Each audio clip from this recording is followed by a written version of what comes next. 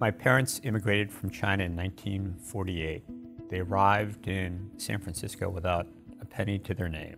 This was a time in America where Chinese immigrants could not become citizens.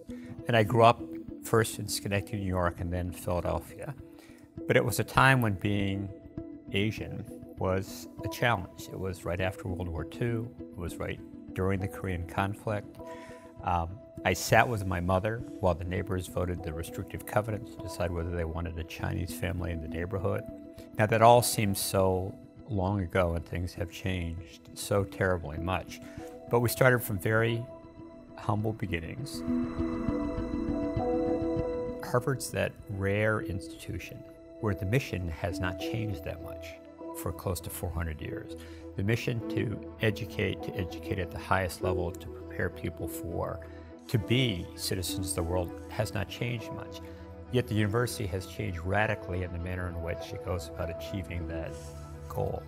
And what Harvard has recognized now for actually decades, but articulated more clearly in the last 30 or 40 years, is that the proposition that you learn so much from your classmates, perhaps more from your classmates than your professors, is true. The greater the differences among your classmates, the greater the differences in backgrounds, ethnicity, race, religion, economic status, intellectual interest, the more you'll learn and the better prepared you will be. If the foundations of a great academic institution are freedom of thought, freedom of speech, freedom of exchange, you need that diversity to make that happen. If you look at the history of America or the history of society broadly, it is education that has made the difference in people's lives. Education is what made the difference in my life and my brother and my other brother. We have to do everything we can to both help people understand how valuable it is, and to make it accessible to people so they can get the benefit of it. I think we also have to use education to reach populations like Conant did in the 1950s that may not have had the benefit of the education we've had before.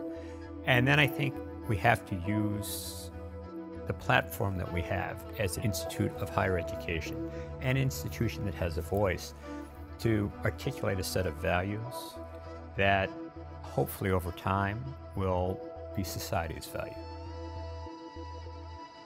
I think even if I weren't involved at Harvard the way I am, for a lawyer, having the opportunity to be, in this case, to represent not just Harvard, but higher education on this critically important issue it's the kind of thing that we live for and we work for. It's the kind of thing that allows you to make a difference.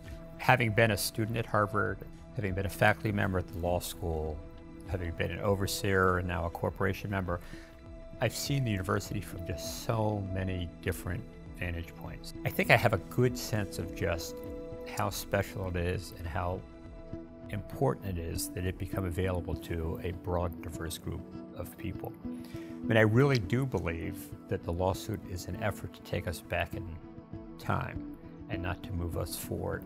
And to be able to represent the university, to argue to the court that we need to go forward, not backwards, is just a wonderful opportunity.